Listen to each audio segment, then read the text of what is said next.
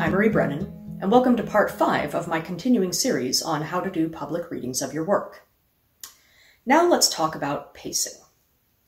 If there's one piece of advice that gets handed around for how to do a reading, it's usually, don't read too fast. This is good advice.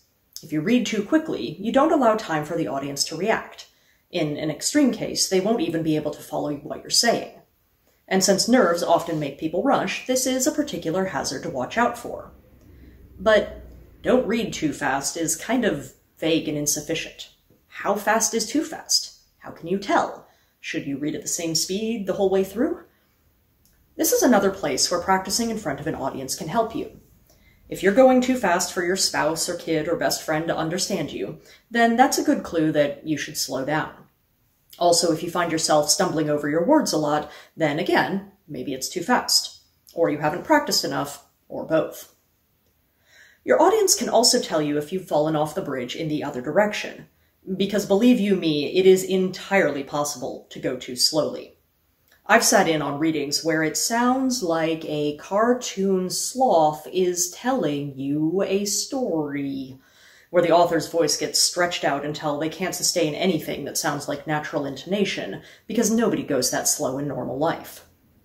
So, let's talk about punctuation. And no, that isn't a non sequitur. Our system of punctuation is a later development in writing. It wasn't there in the early days. And at least in the West, it evolved out of orators making marks in their speeches to guide their pacing. A comma indicates a very brief pause. A period indicates a longer one. We use paragraphs as a form of division too.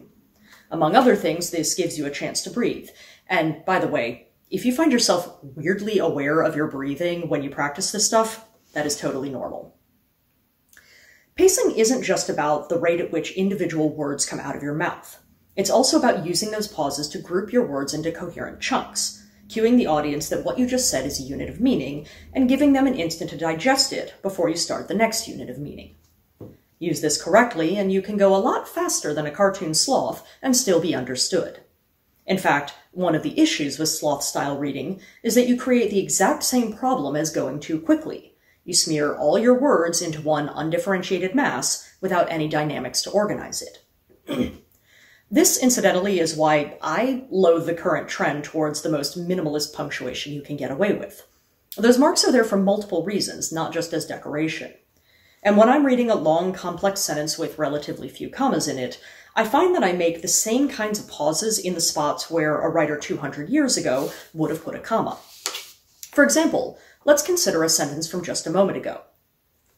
So, pacing isn't just about the rate at which individual words come out of your mouth. It's also about using those pauses to group your words into coherent chunks, cueing the audience that what you just said is a unit of meaning, and giving them an instant to digest it before you start the next unit of meaning. There's no comma after what you just said is a unit of meaning, but I still pause there because it helps organize the sentence for the ear. First you get the unit that is cueing the audience, and then the unit that is giving them an instant. I also have a tiny pause after to digest it, because before you start is its own clause, and again, that microscopic break alerts the reader to the shift. How long of a pause should you have? I recommend not thinking too hard about this, lest you turn into the proverbial centipede who forgets how to walk as soon as he tries to think about how he does it. As I said before, a comma is a brief pause and a period is a longer one, but don't try to time them precisely, deciding that a comma should be a half second and a period a full second or anything like that. Among other things, this isn't just a matter of pacing, but also intonation, which we'll get to in the next installment. The same goes for semicolons, ellipses, em dashes, and so forth. Don't try to give each of them their own precise length. Done right, the pitch of your voice will help distinguish them. And it doesn't really matter whether your audience could produce an accurate transcript of your punctuation, so long as they understand what you're saying. Also consider paragraph and scene breaks. Most paragraphs will end with a period, or less frequently a question mark, exclamation mark, em dash, or ellipsis.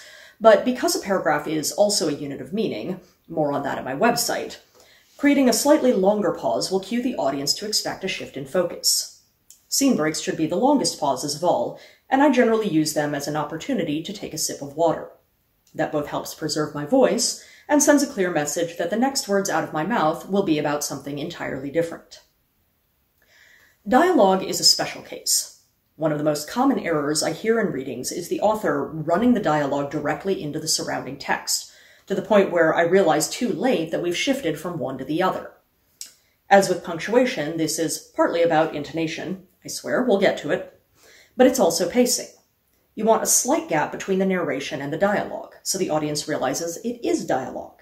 This goes triple if there isn't a dialogue tag, but just separate action. Compare the following. Alta Renata, I hope you will forgive my informality. She brushed a hand down her simple attire. I did not expect visitors, but it sounded like your matter was of some urgency.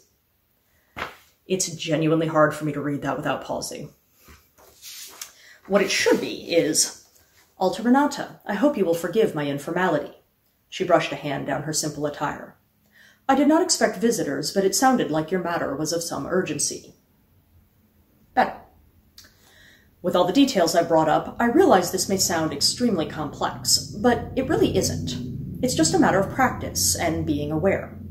Fun fact, this originally was just going to be a series of written blog entries, until I realized there was no real way for me to demonstrate things like pacing and intonation unless you could hear them in action.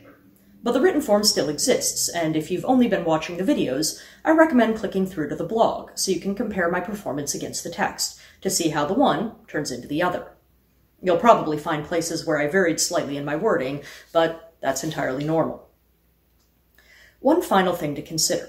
The prose you write will have its own rhythm, or several possible rhythms. I've said before that I read my stories out loud.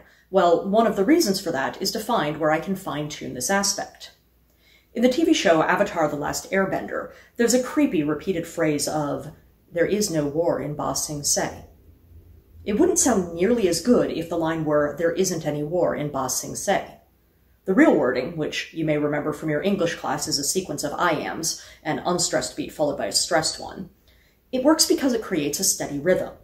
The topic of stress will come up more in the next installment, but be aware that playing with the specific pace of delivery on certain words can add to their effect.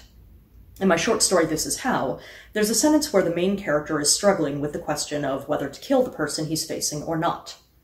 The way I read the sentence uses pacing to add to the effect of the ending. She stands there, shivering, and he raises his blade and he does not strike. I can either run does not together slightly and separate out strike, and he raises his blade and he does not strike. Or I can give each of those three words equal weight, slowing down so they hit like three steady blows. He raises his blade and he does not strike. At key moments in your story, making use of those distinctions can add to the narrative impact. But doing this requires you to have written the text in a fashion that gives you such opportunities. And that's why reading my stories out loud is part of my final polish, even if I'm never going to perform them for an audience. It makes me a better writer overall. Next time, we will finally turn our attention to intonation.